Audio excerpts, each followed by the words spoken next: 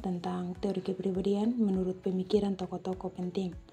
Nah, perkembangan teori kepribadian telah memberikan pemahaman yang mendalam tentang motivasi, perilaku, dan perkembangan manusia.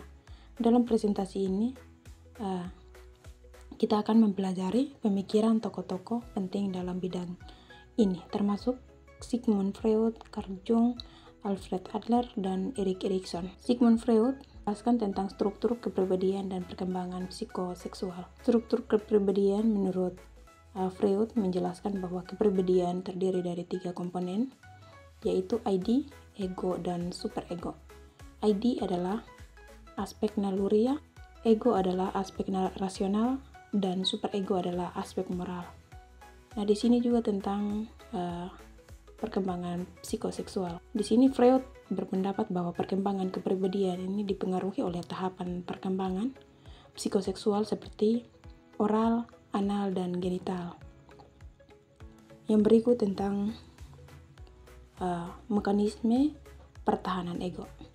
Nah, di dalam mekanisme pertahanan ego ini juga terdapat 3 poin penting yang dibahas, yaitu tentang represi, proyeksi, dan rasionalisis.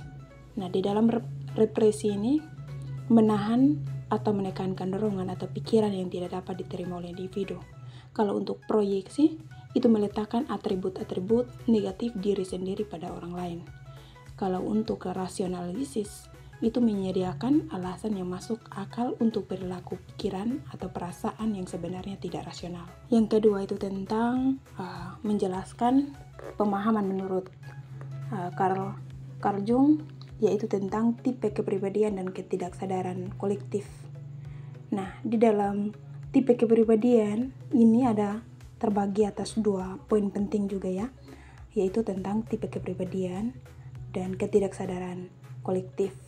Nah, tipe kepribadian juga membagi tipe kepribadian menjadi introvert dan ekstrovert, serta 4 fungsi psikis, berpikir, perasaan, indera, dan intuisi. Kalau untuk ketidaksadaran kolektif, itu Jung percaya bahwa selain ketidaksadaran personal terdapat ketidaksadaran kolektif yang berisi pengalaman universal manusia. Masih tentang Carl Jung, menurut arketipe dan proses individuasi. Nah, di dalam arketipe dan proses individuasi ini juga terdapat 2 poin penting, yaitu arketipe dan proses individuasi. Nah, arketipe ini juga Jung mengidentifikasi beberapa arketipe universal seperti sang ibu, sang bijak, dan sang pahlawan.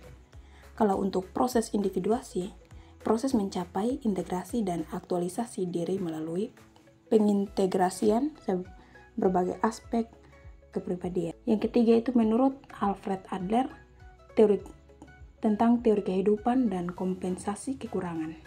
Nah, di dalam teori kehidupan dan kompensasi kekurangan, ini juga terdapat 2 poin penting, yaitu tentang inferioritas dan kompensasi. Itu menjelaskan bahwa Adler berpendapat bahwa perasaan inferioritas itu mendorong orang untuk berusaha mengompensasi kekurangannya. Kalau gaya hidup kreatif, itu manusia memiliki kemampuan untuk membentuk kepribadian dan hidup mereka dengan cara yang unik. Yang berikut tentang gaya hidup dan perjuangan untuk keunggulan. Gaya hidup unik, setiap individu itu memiliki gaya hidup yang unik yang mencerminkan cara mereka memandang diri dan dunia. Kalau perjuangan untuk keunggulan, itu manusia termotivasi untuk melampaui kekurangan dan mencapai rasa superioritas dan aktualisasi diri. Yang keempat itu tentang pemahaman menurut Erik Erikson, yaitu dia menjelaskan tentang teori perkembangan Nah, di dalam teori perkembangan psikososial ini juga terdapat 2 poin penting, yaitu tentang tahapan perkembangan. Nah, di dalam Erikson mengatakan bahwa mengidentifikasi 8 tahapan perkembangan psikososial yang dilalui individual sepanjang rentang hidup. Dan yang kedua itu tentang krisis psikososial. Setiap tahap melibatkan krisis yang harus diselesaikan untuk mencapai perkembangan. Yang berikut juga, Erikson mengatakan atau menjelaskan tentang krisis psikososial dan identitas ego, yaitu kepercayaan dan ketidakpercayaan. Nah, tahapan pertama baik belajar bahwa ia mempercayai atau tidak mempercayai lingkungan sekitar. Yang berikut itu tentang otonomi, dan tahapan kedua ini anak-anak belajar menjadi mandiri atau bagaimana dia bisa belajar untuk membuat segala sesuatu dengan kemampuannya diri sendiri. Dan untuk meragukan kemampuan diri, yang berikut itu tentang perbandingan dan implikasi teori kepribadian. Nah, di dalam perbandingan implikasi teori kepribadian ini juga termasuk menurut Sigmund Freud, dia fokus pada dorongan, naluri, dinamika tak sadar, dan perkembangan psikoseksual. Kalau menurut Carl Jung, itu menekankan tipe kepribadian, ketidaksadaran kolektif, dan proses individuasi.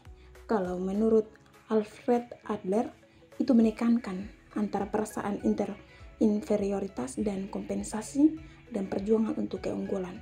Kalau menurut Erik Erikson itu dia fokus pada perkembangan psikososial dan pembentukan identitas ego. Terima kasih, kiranya Tuhan Yesus memberkati.